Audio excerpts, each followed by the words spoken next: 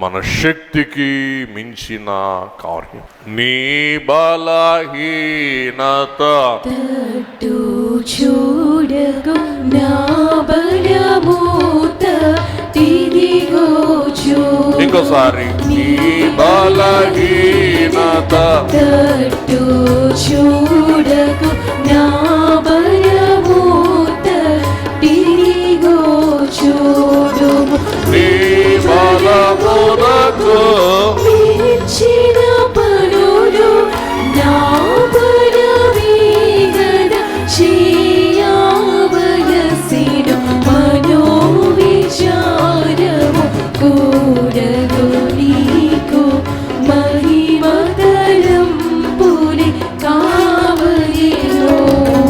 సరే, దైవజనులు అంటారు, ప్రభు మాట మనకు తెలియజేస్తున్నాడు, నీ బలహీనత తట్టు చూడకు. స్త్రీలు అదే చేస్తూ ఉన్నారు. ఏదో చేతికి తోచినన్ని చిన్న సంచిలో పరిమళ ద్రవ్యాలు తీసుకొని వెళ్తూ వాళ్ళు ముచ్చటించుకుంటున్నారంట.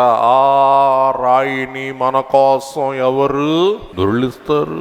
ఎవరున్నాడు దొర్లించడానికి? అలాగే మన జీవితంలో కూడా దొర్లింపబడలేని కష్టాలు, ఇబ్బందులు, బాధలు, ఇక నాకు ఈ సమస్య విడదా, ఈ చిక్కు విడిపోదా, ఈ రాయి తొలగిపోదా, కలకాలం ఈ రాయి కిందనే నేను ఉండాలా, ఈ బరువు కిందనే నేను బతకాలా, ఈ బరువునే నేను కలకాలం బరాయిస్తూ ఉండాలా అని తలంచే వారికి ఈ స్త్రీలు ఒక మాదిరి.